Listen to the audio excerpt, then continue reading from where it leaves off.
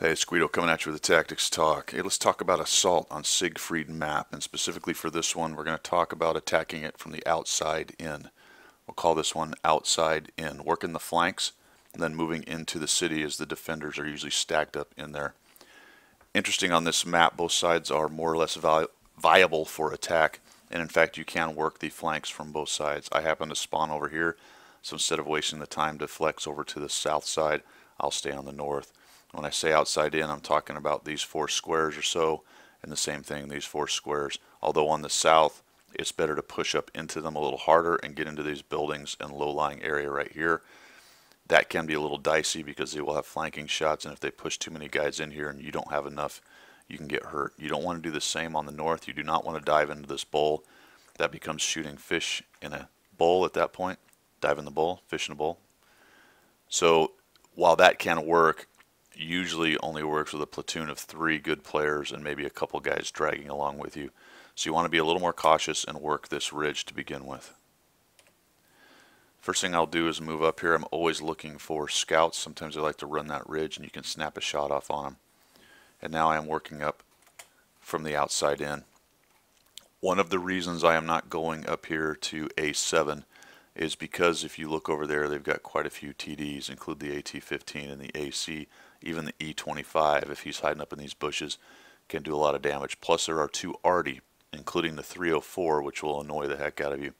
So while I am working outside in, I'm not going to start from the furthest north. I'm going to initially see if I can get some shots here.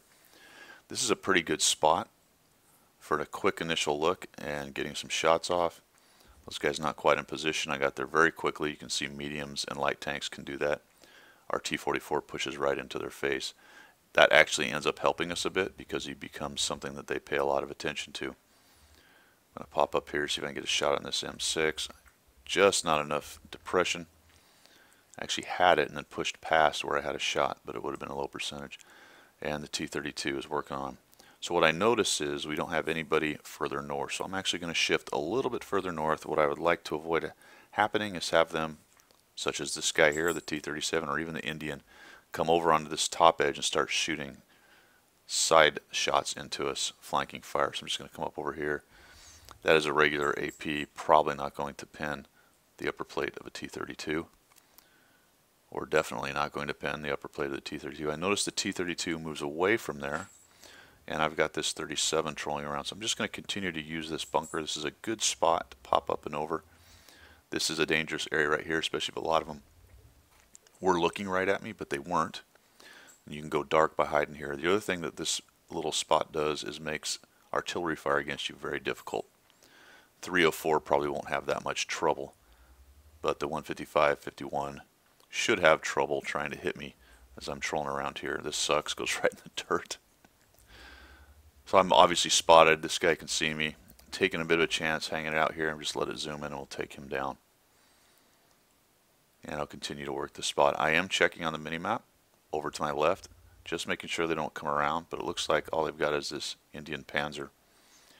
And since I haven't taken any shots popping around, I have a reasonable idea that there's probably not anybody up on that sniper hill, which is right here. And if they are, they're maybe on the back side looking this way. But I would imagine they're going to move pretty quickly because they haven't had any customers. And a little bit strange in that way that we haven't seen anybody poking up over here or even coming around, but I am checking the mini-map.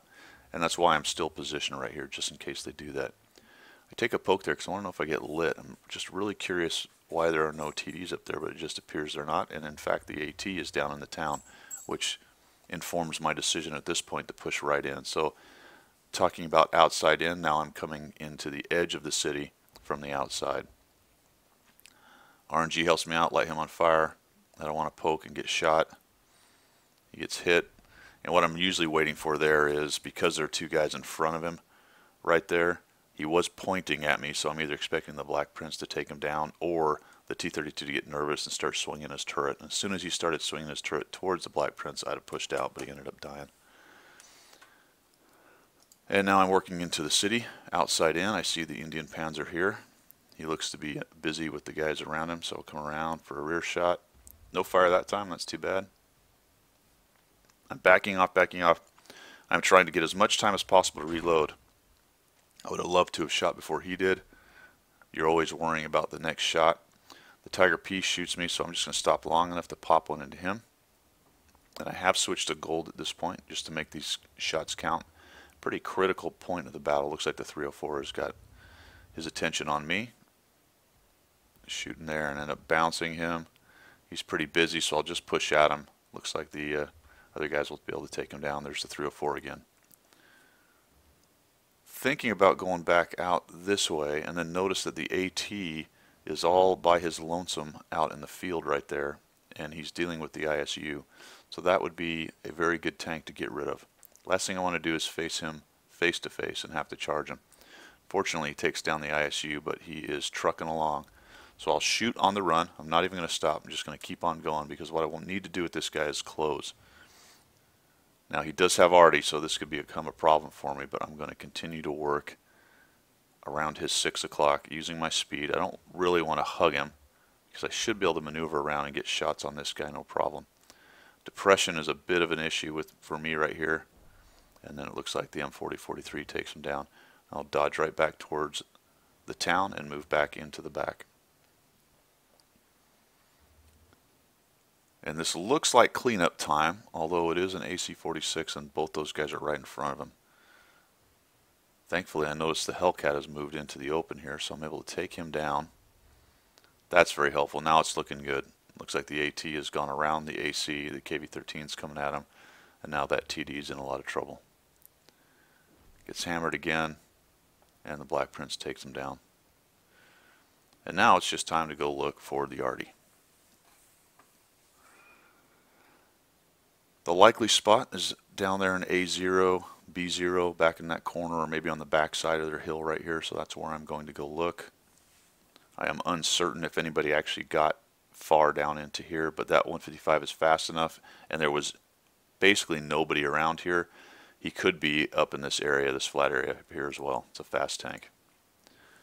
What I'm looking for here is for my 6th sense to go off. It becomes the de facto spotting tool at that point. While the guy won't be lit, if your light goes off and it's an arty with relatively low view range, then you know he's around somewhere. We end up taking the 304.